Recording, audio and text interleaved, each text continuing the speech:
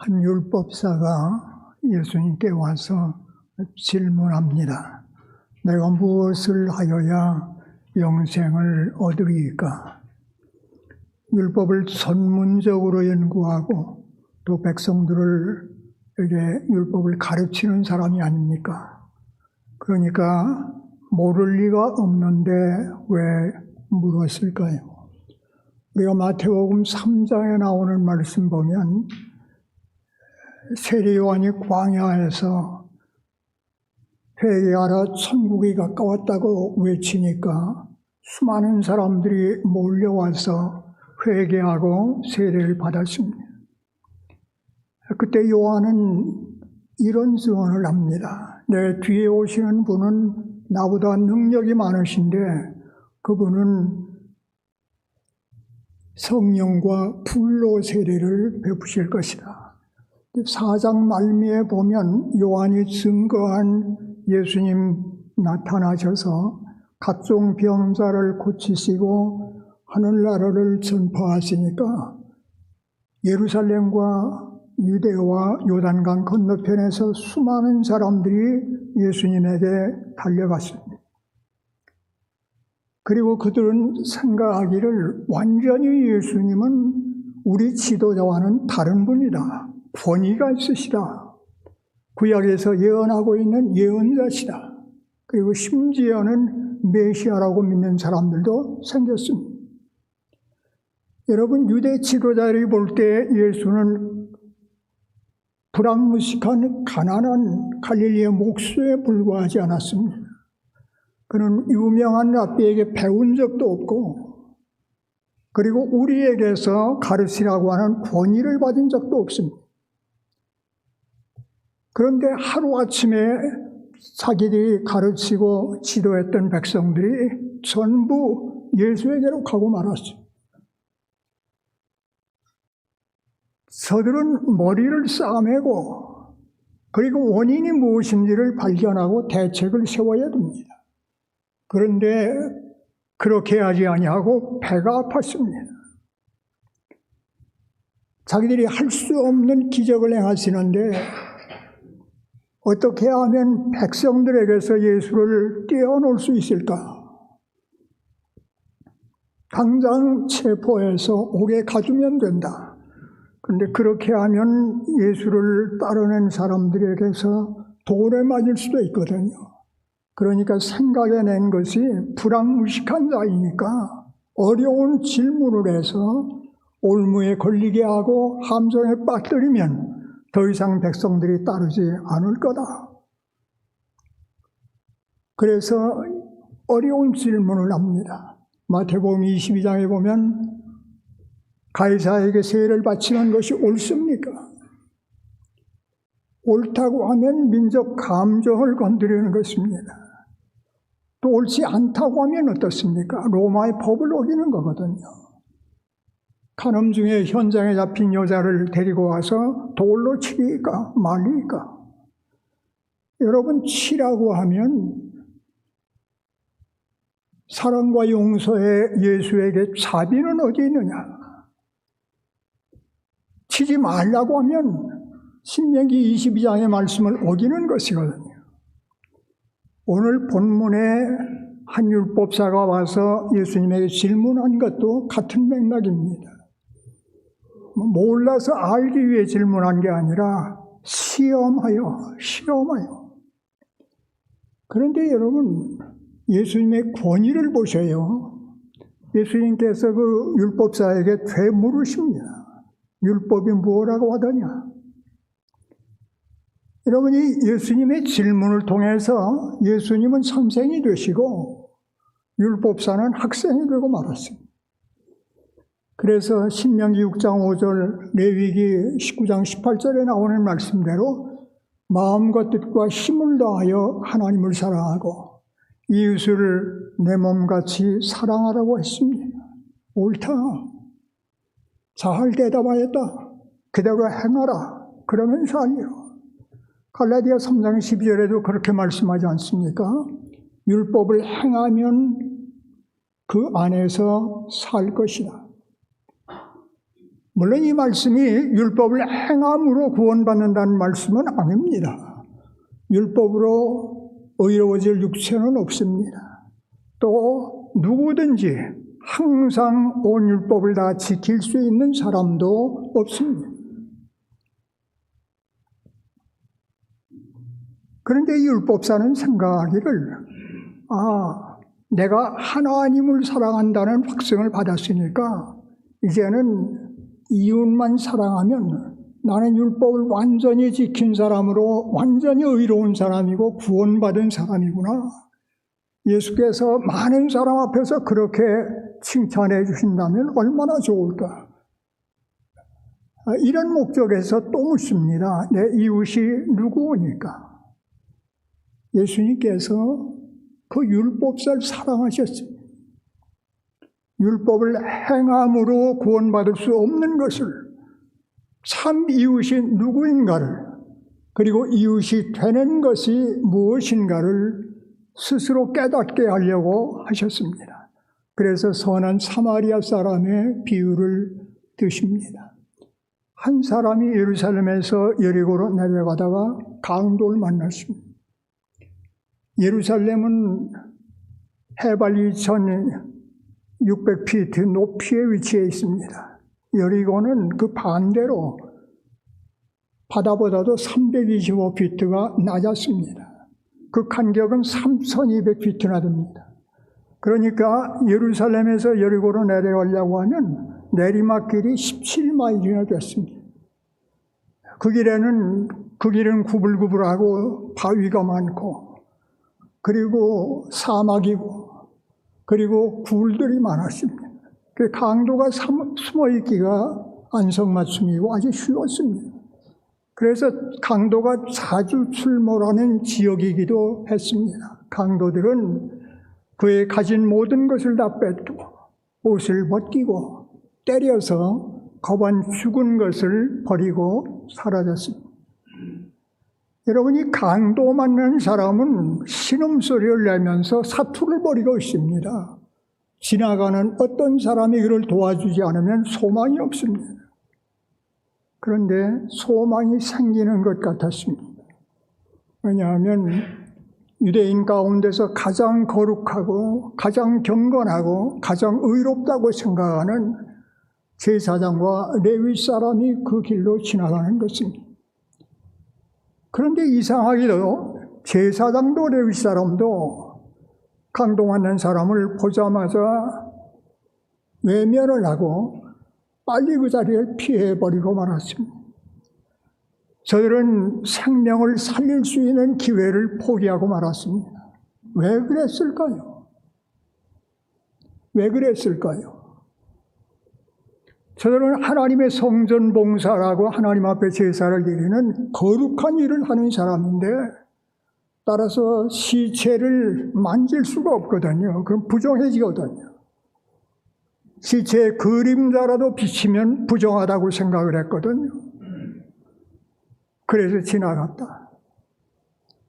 잘못된 해석이라고 생각합니다. 왜냐하면 이 레위 사람이나 제사장은 직무를 위해서 예루살렘으로 올라가는 사람이 아니라 직무를 마치고 여리고에 있는 집으로 내려가던 사람들입니다. 또 있습니다. 또 문제가 되는 것은 그 강도 만난 사람이 거의 죽어가고 있었지만은 완전히 죽은 건 아니거든요. 시체가 아니었습니다. 또 있습니다. 저들이 이웃이 누구냐? 유대 사람만이 이웃이고 우리는 유대 사람에게는 이웃으로 내 몸처럼 살아야 된다. 그렇게 강조했던 바로 유대인이었습니다. 그럼 왜 그냥 지나갔을까요? 두려웠습니다. 용기가 없었습니다. 어디엔가 멀리 가지 않고 숨어있을 강도들이 두려웠습니다. 자기 안전이 우선이었습니다. 그래서 못 본 채하고 지나간 것입니다. 그런데 하나 우리가 더 생각할 게 있습니다. 제가 가만히 그 말씀을 보니까 유대 종교 지도자들은 하나님 중심의 신앙생활이 아니었습니다. 예수님께서 지적하신 대로 외식하는 사람들이었거든요. 하나님 앞에서는 누구나 외식이 불가능합니다. 우리 마음속을 보시고 생각까지 아시는 분이 하나님이 아니십니까? 그런데 이들에게 하나님은 안중에도 없습니다. 그러니까 하나님은 하나도 두렵지가 않습니다. 저들이 두려워하는 것은 사람입니다.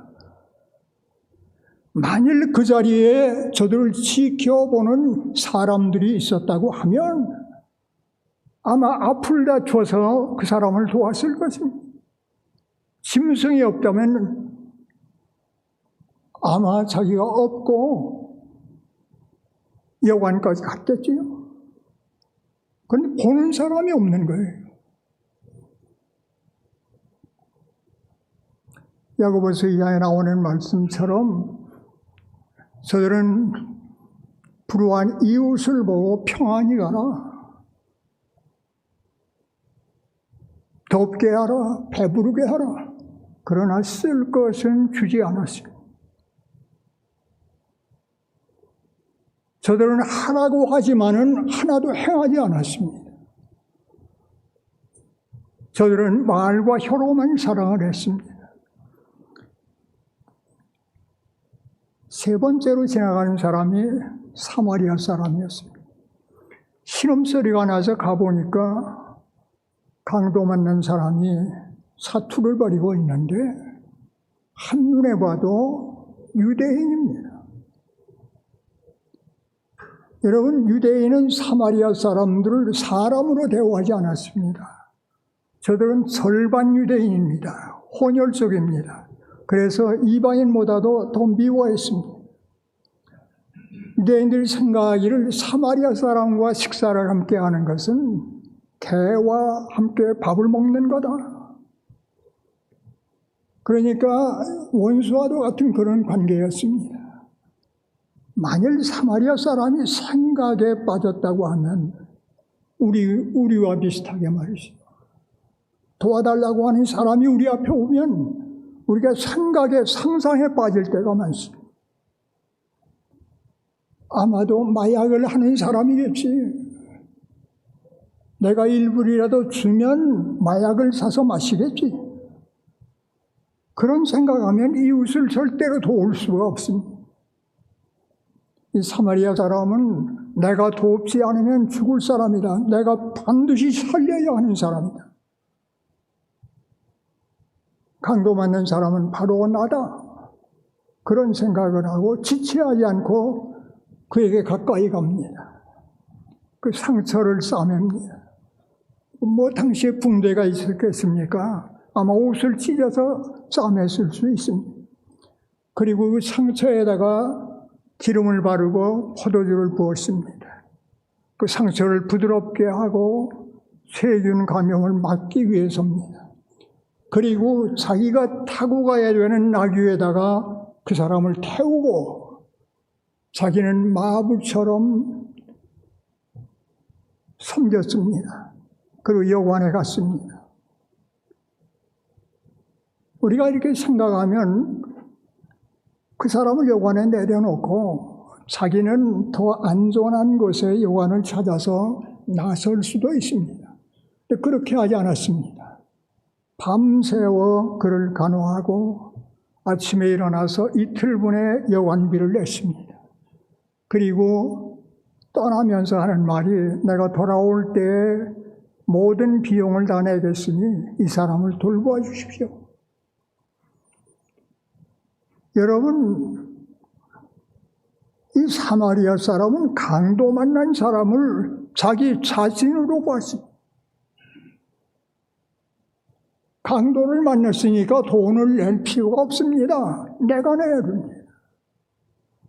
예수님께서 율법사에게 물으십니다. 너는 누가 이웃이라고 생각하느냐? 제사장, 레위 사람, 사마리아 사람.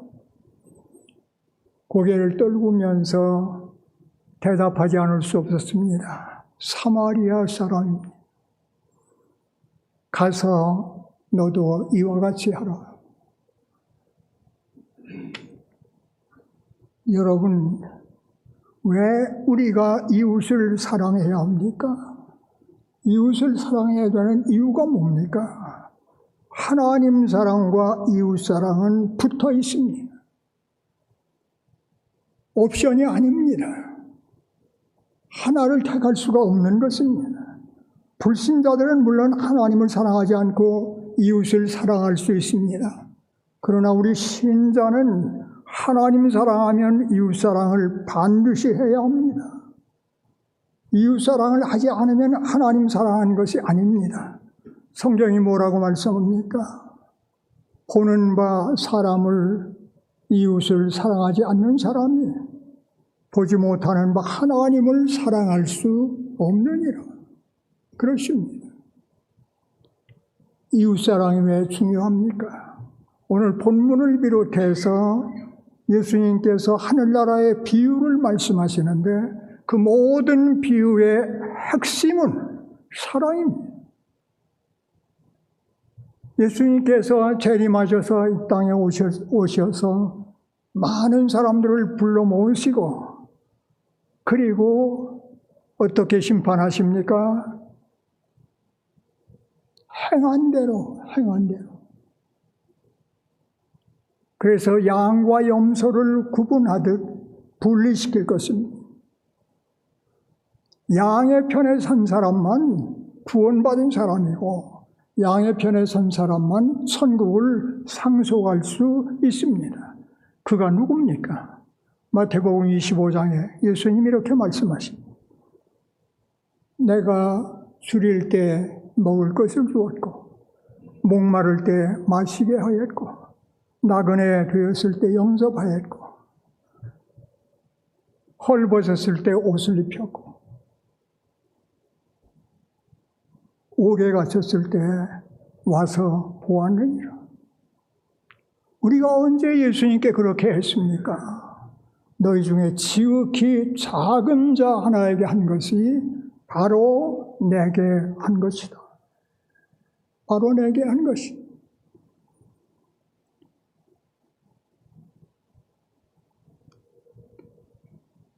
예수님 오셨을 때 우리는 반드시 양의 편에 서야 됩니다. 그러기 위해서는 사랑 실천을 해야 됩니다. 또 있습니다. 왜 이것이 이렇게 중요합니까?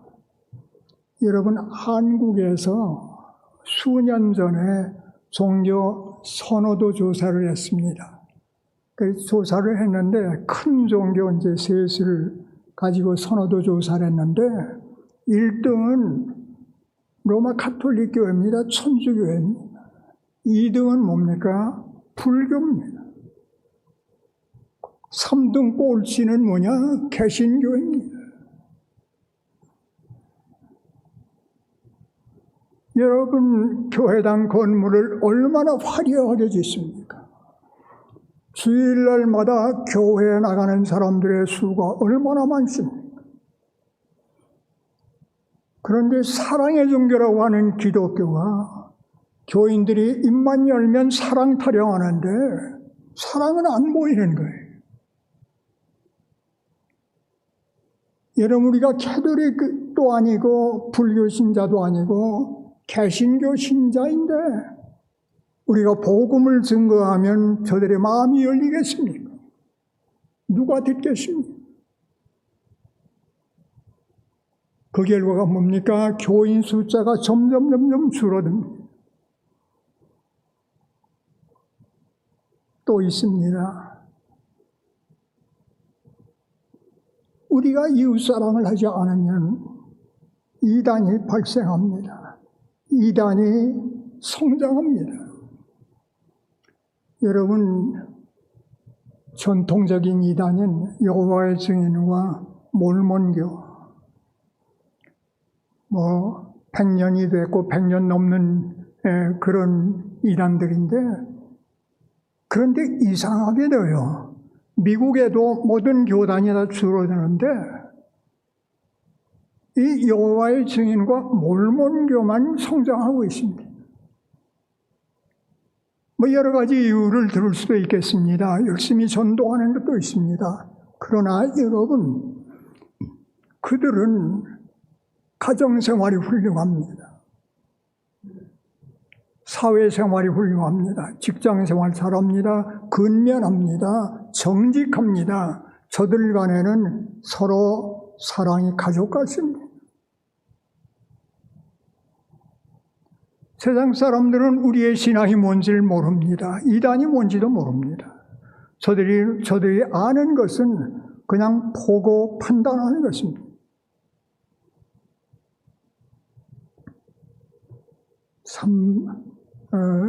한국에 그 하나님의 교회라고 하는 교회가 있습니다. 제가 김포에서 이렇게 나와서 길을 가다 보니까 하나님의 교회가 있어요. 그래서 제가 물었습니다. 이게 무슨 교회냐? 그랬더니 여자 하나님 교회라고 그래요.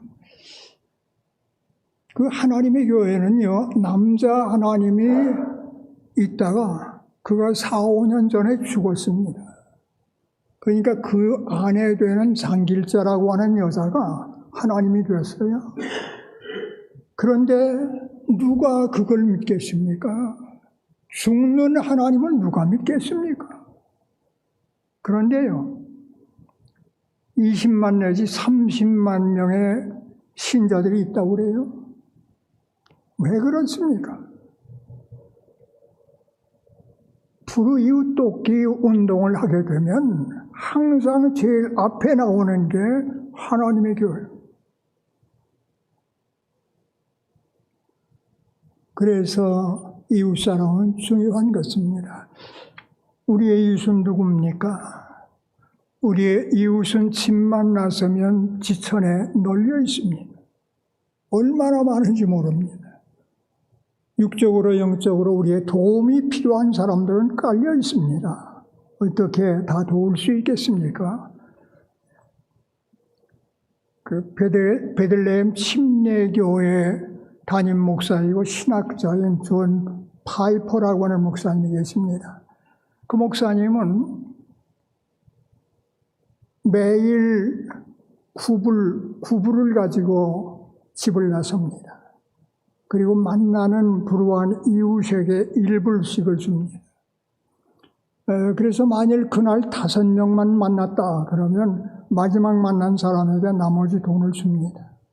그래서 아무튼 하루에 1불씩 9사람을 돕는 일에 지금까지 지속하고 있습니다. 여러분, 이것이 적은 것 같아도요, 1년 되면 3,295불입니다.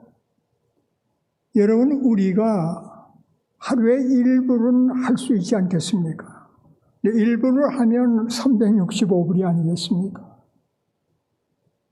문제는 시작이 중요합니다. 문제는 우리가 어떤 사람을 보든지 그 사람을 예수님으로 볼 수 있다고 하면 그냥 지나갈 수 없습니다. 저희 집은 해마다 2번 이렇게 가족 모임을 갖습니다. 그러니까 한 주일 동안을 함께 지냅니다. 여행 중이든지 또 집에 있을 때든지 이렇게 모이는데 참 좋습니다. 매일 예배 드리고 돌아가면서 기도하고, 특별히 둘째가 암으로 투병하고 있으니까 더욱더 많이 모여서 기도하게 됩니다. 그런데 이제 겨울에는 성탄 때 모이는데 지난 한 4, 5년 전부터 불우한 이웃을 돕기 위한 헌금을 하기로 했어요. 그래가지고 이제 이 헌금을 장려하기 위해서 우리 손녀, 손자 이름을 써놓고 그 다음에 누가 얼마 했다는 걸 이렇게 쭉 도표로 그려가지고 해놨습니다. 근데 이제 한 1년 지나고 나니까 그럴 필요가 없더라고요. 자기네들이 돈은 못 벌지만은 용돈하고 세뱃돈을 줄여서 즐겁게 내더라고요. 그래서 첫 해에는 1,400불 나왔는데 두 번째, 세 번째 가니까 4,000불, 5,000불이 나오는 거예요. 근데 작년에는 조금 덜 나왔으면 2,800불 나왔습니다. 제가 이제, 그리고 이제 그 성탄 때는 점심을 함께 이제 준비하기로 해서 한 100여 명분의 점심을 준비합니다. 빵, 과일, 과자, 그리고 그림 그리고 글씨 써서 집어넣고 선도지 져서 집어넣고 그렇게 해서 보냅니다. 하루 종일 걸립니다. 그런데 애들이 그걸 하면서 얼마나 기뻐하는지 모릅니다. 그래서 제가 뭐 하는 일은 없지만은 그래도 그것이 작은 유산이라고 생각이 들어서 감사하고 있습니다. 그런데 어느 날 저희 집사람이 들어오더니 그래요.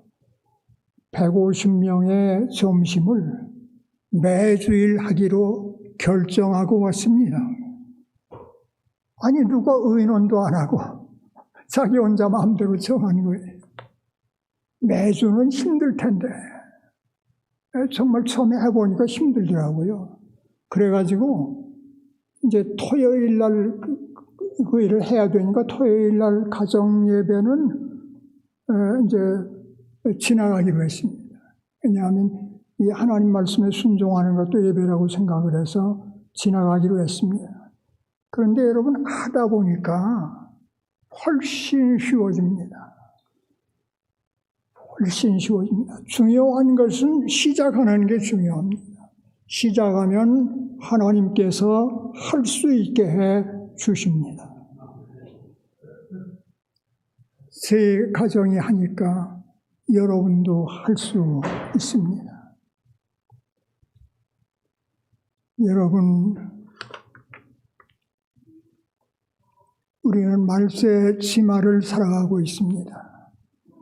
주님이 언제 오실지 우리는 모르지만은 가까운 것만은 분명한데 주님이 오셔서 우리를 양과 염소로 가르실 때에 양의 편에 설 수 있습니까? 불우한 이웃을 예수님으로 보고 선한 사마리아 사람이 된다고 하면 우리는 양의 편에 서서 예수님께서 나와 너희 모두 나오라. 그리고 창세전부터 예비된 하늘나라를 상속하라 하는 음성을 듣게 될 것입니다. 이런 믿음으로 살아가시는 여러분과 승리교회가 되시기를 바랍니다. 오늘 예배를 마치고 예배당 문을 나서는 하나님의 백성된 우리 모두에게 예수님은 명령하십니다. 가서 너도 이와 같이 하라.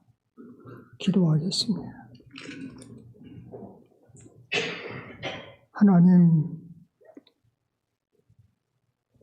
부족한 종이 하나님의 말씀을 전했습니다. 우리가 하나님의 말씀을 듣는 것은 행하기 위함입니다. 하나님, 우리도 오늘 예수님의 말씀처럼 불우한 이웃을 볼 때에 예수님으로 볼 수 있는 눈을 갖게 하시고 그리고 사마리아인처럼 되게 하셔서 예수님의 말씀에 순종하고 주님을 기쁨으로 맞이할 수 있는 우리 모두가 되게 하여 주시옵소서. 예수님 이름으로 기도하옵나이다. 아멘.